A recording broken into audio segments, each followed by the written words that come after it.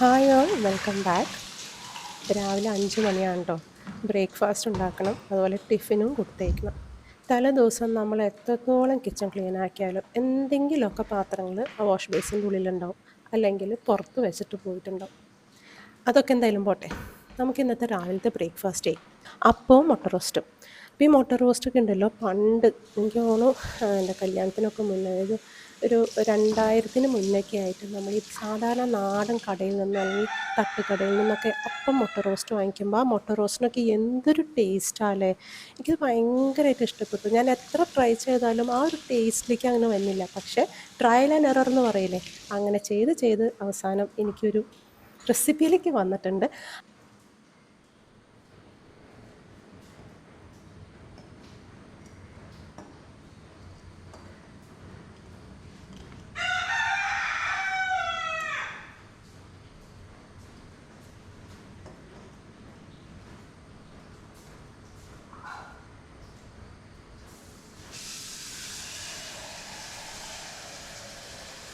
അപ്പം നമുക്കത് നോക്കാം. അതിന് മുന്നായിട്ട് നമ്മുടെ ഈ മുട്ട ഒന്നും തന്നെ പൊട്ടാതെയും അതുപോലെ ഈസി ആയിട്ട് ചൂടോടെ തന്നെ നമ്മുടെ ആ തൊണ്ടൊക്കെ ഒന്ന് ഇളകി പോകണമെങ്കിലേ ദേ ഇങ്ങനെ ഒന്ന് ചെയ്താൽ മതി.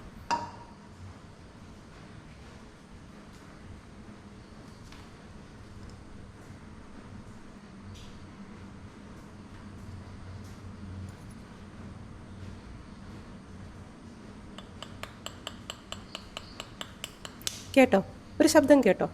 അതെ, നമ്മുടെ ഈ മുട്ടയുടെ കൂർത്ത ഭാഗമല്ല, ആ ഉരുണ്ട ഭാഗത്ത് ഒന്ന് പതുക്കെ തട്ടി തട്ടി തട്ടി തട്ടി ടക്ക് എന്നൊരൊച്ച വരും. അത് പൊട്ടണതല്ല കേട്ടോ, അതിൻ്റെ ഉള്ളിൽ എന്തോ ഒരു സയൻസ് ഉണ്ട്, അതിൻ്റെ ഒരു മെംബ്രെയിൻ ഇങ്ങനെ വിട്ടു പോരുന്നതെന്ന് പറയണത്. എനിക്ക് ഈ സയൻസ് അറിയത്തില്ല, പക്ഷെ ഞാൻ ഏതോ ഒരു വീഡിയോയിൽ ഞാൻ കണ്ടു, ഞാൻ ട്രൈ ചെയ്തു, ശരിക്കും വർക്ക് ചെയ്യുന്നുണ്ട്. ഒന്ന് ട്രൈ ചെയ്ത് നോക്കട്ടോ. അപ്പം നമ്മൾ ഉപ്പ് ഇട്ടിട്ട് നമ്മളൊന്ന് വേവിക്കാൻ വെക്കുകയാണേ.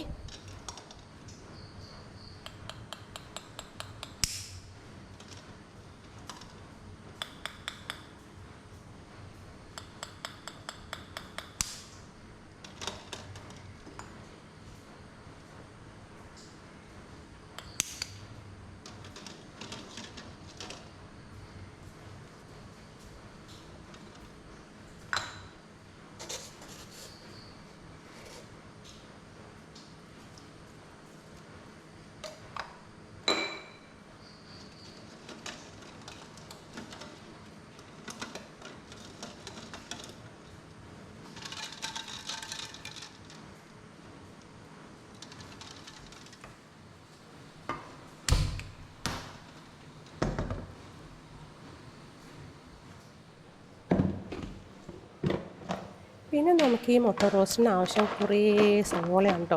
ഒരു 6 വലിയ സവോള ഇങ്ങനെ നീളത്തിലരിഞ്ഞ് നല്ല നൈസായിട്ടായിരുന്നു നമ്മുടെ ചേച്ചി എനിക്ക് അരിഞ്ഞു തന്നതാണ് കേട്ടോ. അതുകൊണ്ടാണ് കേട്ടോ നല്ല എളുപ്പത്തിൽ നമ്മൾ എടുക്കാൻ നോക്കുന്നത്.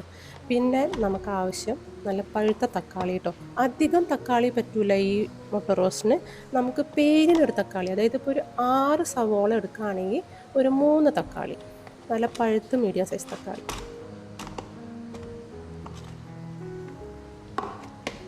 പിന്നെ നമ്മൾ എരിവിന് ഞാൻ നല്ലോണം പച്ചമുളക് ഇടുന്നുണ്ട് കേട്ടോ. മുളക് പൊടിയല്ല വേണ്ടേ, പച്ചമുളകാണ് വേണ്ടത്.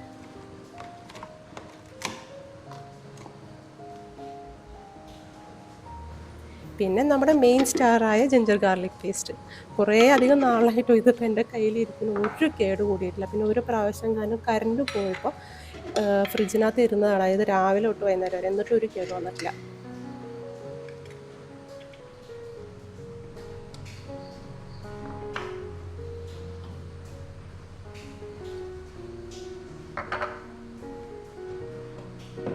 പിന്നെ നമുക്ക് വേണ്ടത് നമ്മുടെ മല്ലിപ്പൊടിയും മുളക് പൊടിയും മഞ്ഞൾപ്പൊടിയും കേട്ടോ. അപ്പോൾ അതാ ഞാൻ അപ്പത്തിനുള്ള മാവ് ഇന്നലെ കലക്കി വെച്ചിട്ട്, ഇന്നലെ എന്ന് പറഞ്ഞത് ഇൻസ്റ്റൻറ്റ് അപ്പം പൊടിയാട്ടോ, ഞാൻ കലക്കി വെച്ച് ഇതിങ്ങനെ പൊന്തിക്കാൻ വെച്ചിട്ട് പിന്നെ ഞാൻ ഫ്രിഡ്ജിൽ വെച്ചു. ഇങ്ങനെ ഒരു ഡബ്ബയിലാണ് വെക്കാറ്. ഒരു 3 ദിവസത്തേക്ക് ഇത് ഓടും. അപ്പോൾ അതൊരു അരമണിക്കൂർ മുന്നേ പുറത്തെങ്കിലും വെച്ചിരിക്കണം കേട്ടോ, എന്നിട്ട് വേണം നമ്മൾ ചൂടാൻ.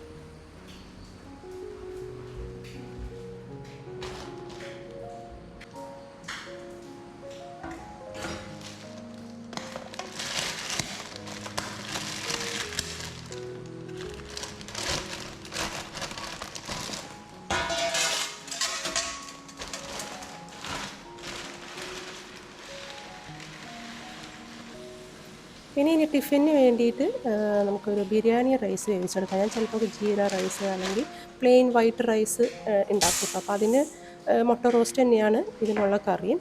അപ്പോൾ മൂത്ത മോള് ഇപ്പോൾ ഡിഗ്രി കഴിഞ്ഞു, ബാംഗ്ലൂരിൽ നിന്നെല്ലാം വെക്കേറ്റ് ചെയ്ത് പോന്നു. അപ്പോൾ ഇവിടെ വന്നിട്ടുണ്ട്. അപ്പോൾ അവൾക്ക് ഇപ്പോൾ ഇൻറ്റേൺസിന് പോകണം. കൊച്ചിയിലാണ് അവളുടെ ഇൻറ്റേൺസ് നടക്കുന്നത്. അപ്പോൾ അതിന് വേണ്ടിയിട്ട് ടിഫിൻ കൊടുത്തേക്കണം. അപ്പോൾ അതാണ് കേട്ടോ, ഇനി തൊട്ട് ടിഫിൻ കൊടുത്തേക്കണം.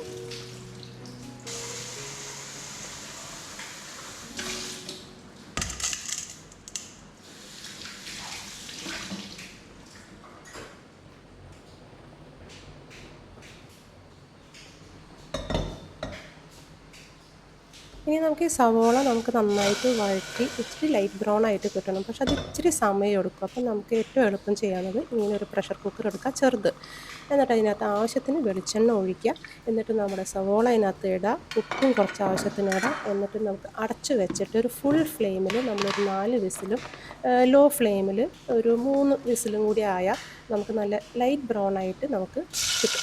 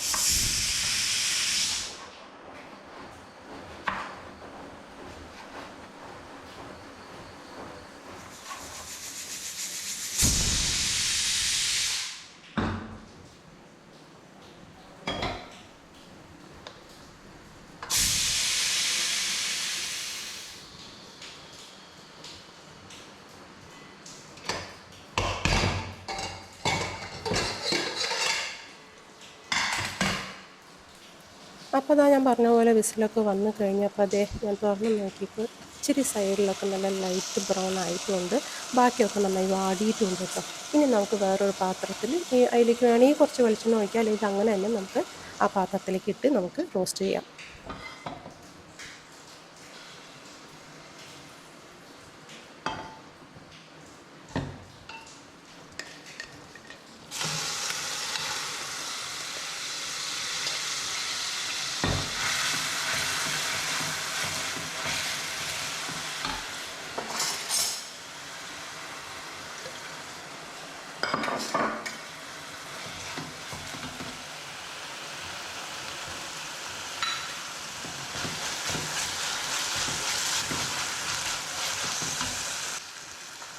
അപ്പോൾ നമ്മൾ അതിനകത്ത് ജിഞ്ചർ ഗാർലിക് പേസ്റ്റ് ഇട്ടിട്ടുണ്ട്. അതിൻ്റെ പച്ചമണം മാറി കഴിയുമ്പോൾ നമുക്ക് മല്ലിപ്പൊടി കുറവാ പാടുള്ളൂ കേട്ടോ.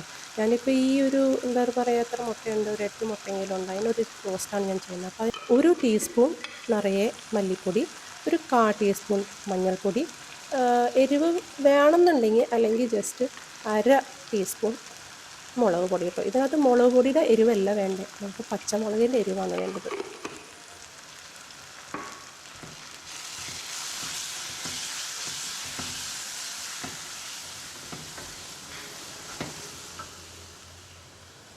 നമ്മുടെ മസാലപ്പൊടികളെല്ലാം അതിനകത്ത് മൂത്ത് കഴിയുമ്പോൾ അതെ നമ്മൾ തക്കാളിയും പച്ചമുളകും കറിവേപ്പിലയും ഒരുമിച്ചാണ് ഞാൻ ഇട്ടേക്കണേ. എന്നിട്ട് നമ്മുടെ തക്കാളി നന്നായിട്ട് വേവണം, ഉടയണം. ഇനി അതിന് വേണ്ടി ഇച്ചിരീശ വേണമെങ്കിൽ വെള്ളം ഒഴിച്ച് കൊടുക്കുകയും ചെയ്യാം കേട്ടോ. അപ്പോൾ എന്തായാലും തക്കാളി നന്നായിട്ട് ഉടയണം.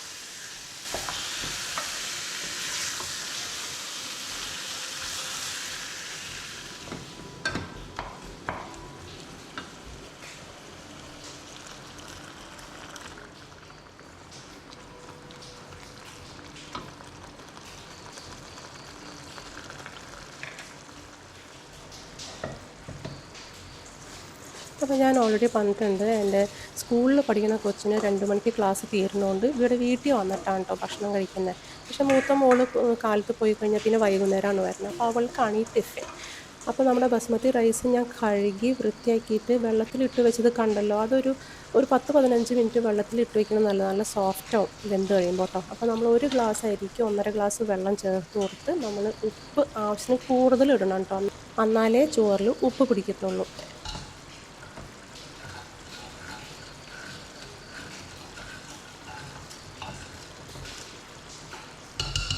എന്നിട്ട് നമ്മളിതെങ്ങനെ കുക്ക് ചെയ്യണമെന്ന് പറഞ്ഞു കഴിഞ്ഞാൽ ഏറ്റവും എളുപ്പത്തിൽ വേഗം വേവാൻ വേണ്ടിയിട്ടാട്ടോ നമ്മൾ ഈ പ്രഷർ കുക്കർ അടയ്ക്കുക. അടച്ചതിന് ശേഷം നമുക്കതിൻ്റെ വിസിലുണ്ടല്ലോ, മുകൾ ഭാഗത്ത് വിസിൽ, അത് ഊരി മാറ്റാം. എന്നിട്ട് ഫുൾ ഫ്ലെയിമിൽ നമ്മൾ തിളപ്പിക്കാൻ വയ്ക്കുക, അല്ലെങ്കിൽ വേവിക്കാൻ വയ്ക്കുക. ആ വിസിലിൻ്റെ ഉള്ളിൽ നിന്ന് ആവി വരണ കാണുമ്പോൾ നമുക്ക് ഗ്യാസ് ഓഫാക്കുക. എന്നിട്ട് വിസിൽ തിരികെ അതിനകത്തേക്ക് ഇടുക. എന്നിട്ട് അനക്കണ്ട, പ്രഷർ മാറുന്നത് വരെ അവിടെ ഇരുന്നോട്ടെ.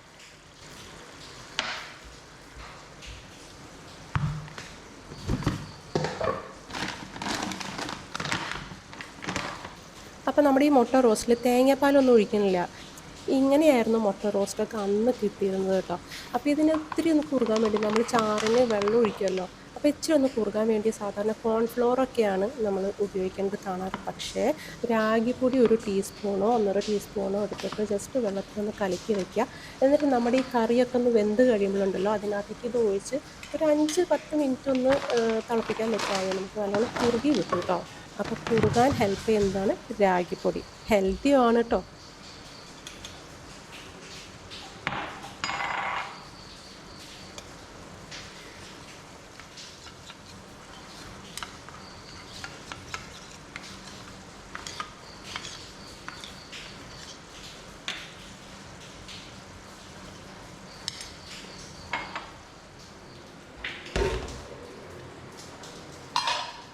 അപ്പോൾ അതാ നമ്മുടെ മുട്ട വെന്തിട്ടുണ്ട്. ഞാൻ ആ വെള്ളമൊന്നും മാറ്റിയിട്ടില്ല കേട്ടോ. ഇപ്പോഴും ചൂടോടെ ഇരിക്കുകയാണ്. ഒരു മുട്ടയും പൊട്ടിയിട്ടില്ല.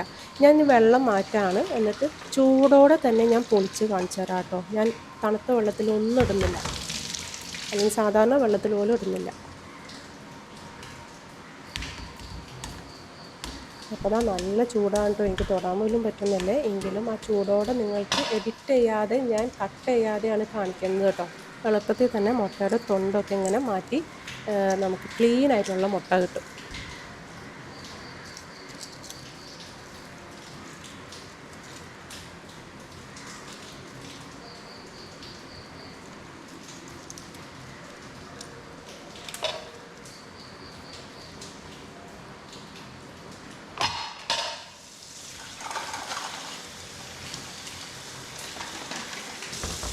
അപ്പം നല്ല ചൂടാണ് തൊടാനായിട്ട്. അതുകൊണ്ട് ഇച്ചിരി ഞാനൊന്ന് എന്താ പറയുക, കൈക്കധികം ചൂട് കൊള്ളാതിരിക്കാൻ ഇച്ചിരി വെള്ളം ഒഴിച്ചിടുന്നതാണ് കേട്ടോ.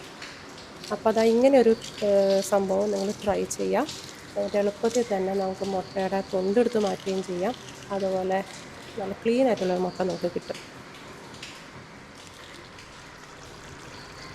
ഇപ്പം നമ്മുടെ തക്കാളിയൊക്കെ ഇതിനകത്ത് നന്നായി വെന്ത് ഉടഞ്ഞിട്ടുണ്ട്. ഞാൻ ആവശ്യത്തിന് വെള്ളം ഒഴിച്ചിട്ടുണ്ട് ചാറ് കിട്ടാൻ വേണ്ടിയിട്ട്. തിളച്ച വെള്ളമാണ് കേട്ടോ ഒഴിക്കാനായിട്ട്.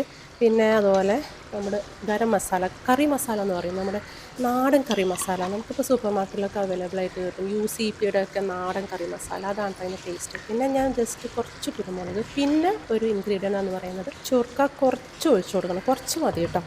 ഒരു പുളിപ്പ് രസം, തക്കാളി ഉണ്ട് എന്നാലും ഒരു പുളിപ്പ് രസം. അപ്പോൾ അതാ നമ്മുടെ രാഗി കലക്കിയത് ഞാൻ ഒഴിച്ചു കൊടുത്തിട്ടുണ്ട്. പിന്നെ ഒരു 5 മിനിറ്റ് വേണ്ട, എന്ന് നന്നായി കുറുകി കിട്ടാൻ. അപ്പോൾ നമ്മുടെ കറി റെഡി ആയിട്ടുണ്ട്. അതായത് മുട്ട റോസ്റ്റ് റെഡി ആയിട്ടുണ്ടെന്നാണ് കേട്ടോ. ഇച്ചിരി പഞ്ചസാര, അതായത് ഇച്ചിരി മധുരിക്കാനായിട്ട് നമ്മൾ പഞ്ചസാര അല്ല, നമ്മൾ ശർക്കര പൊടിയാണ് ഇട്ട് കൊടുക്കുന്നത്.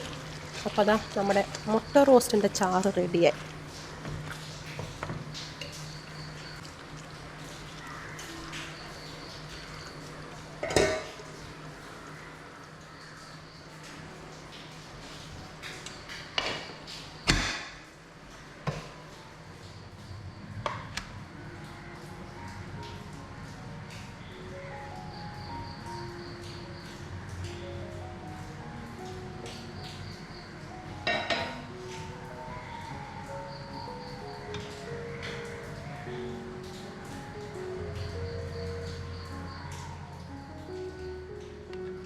അപ്പം എന്നോ മറന്ന ഒരു രുചിയാണ് ഈ ഒരു പഴയ നാടൻ കടയിൽ നിന്ന് അല്ലെങ്കിൽ തട്ടുകടയിൽ നിന്ന് കിട്ടിയ ഈ ഒരു മുട്ട റോസ്റ്റ്. എനിക്ക് ഭയങ്കര സന്തോഷമായിട്ട് ആ ഒരു രുചി എനിക്ക് എൻ്റെ നാവിൽ വന്നു കഴിഞ്ഞപ്പം അതൊക്കെ ഒരു മറക്കാൻ പറ്റാത്തൊക്കെ ഒരു രുചിയാണ്. ഇപ്പം അത് ഒരു കടയിലും അങ്ങനത്തെ ഒരു മുട്ട റോസ്റ്റ് കിട്ടുന്നില്ല. എങ്കിലും ഈ ഒരു റെസിപ്പി നിങ്ങൾ ട്രൈ ചെയ്യുക. ട്രൈ ചെയ്ത് താഴെ കമൻറ്റ് ചെയ്യുക കേട്ടോ എങ്ങനെയുണ്ടെന്നുള്ളത്. പിന്നെ എൻ്റെ ടിപ്സൊക്കെ നിങ്ങൾക്ക് ഹെൽപ്ഫുള്ളായി എന്ന് കരുതുന്നു കേട്ടോ.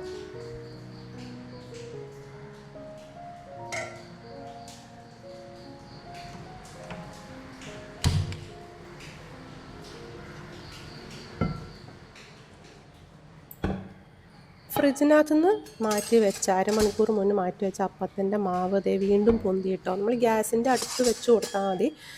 അപ്പം ഉണ്ടാക്കുന്ന നേരം ആകുമ്പോഴേക്കും നല്ല അടിപൊളിയായിട്ട് ഇത് പൊന്തി കിട്ടും. പിന്നെ ഞാനിത് ഏകദേശം ഒരു 3 ദിവസം എൻ്റെ കയ്യിലിരുന്നു കേട്ടോ. ഉപയോഗിച്ച് കഴിഞ്ഞ് കഴിയുമ്പോൾ തിരികെ ഫ്രിഡ്ജിനകത്ത് വയ്ക്കും. വീണ്ടും ആവശ്യം ഉള്ളപ്പോൾ ഞാൻ അരമണിക്കൂർ മുന്നേ എടുക്കും കേട്ടോ. 3-ാമത്തെ ദിവസം ചിലപ്പോൾ ഇത്രയും പൊന്തിന്ന് വരില്ല, പക്ഷെ നമുക്ക് നല്ല സോഫ്റ്റ് അപ്പം തന്നെ ആയി കിട്ടും കേട്ടോ.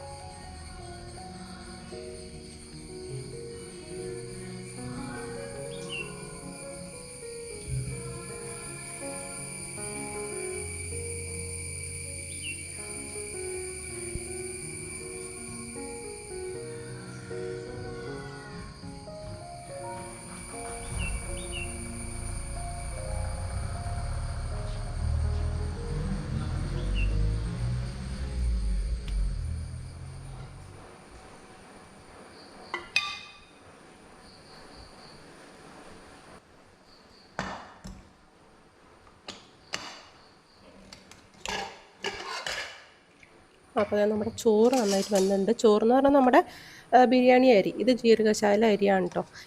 നമ്മുടെ ഏത് ബിരിയാണി അരി വെച്ച് ഇങ്ങനെ ചെയ്താൽ നല്ല എന്താ പറയുക വിട്ട് വിട്ട് കിട്ടുന്ന ചോറ് നമുക്ക് കിട്ടും കേട്ടോ. നമ്മൾ ജീര റൈസോ അല്ലെങ്കിൽ പുലാവോ എന്തും ഉണ്ടാക്കിയാൽ നമ്മൾ ഈ ഒരു ടെക്നിക്ക് ഉപയോഗിച്ചാൽ മതി.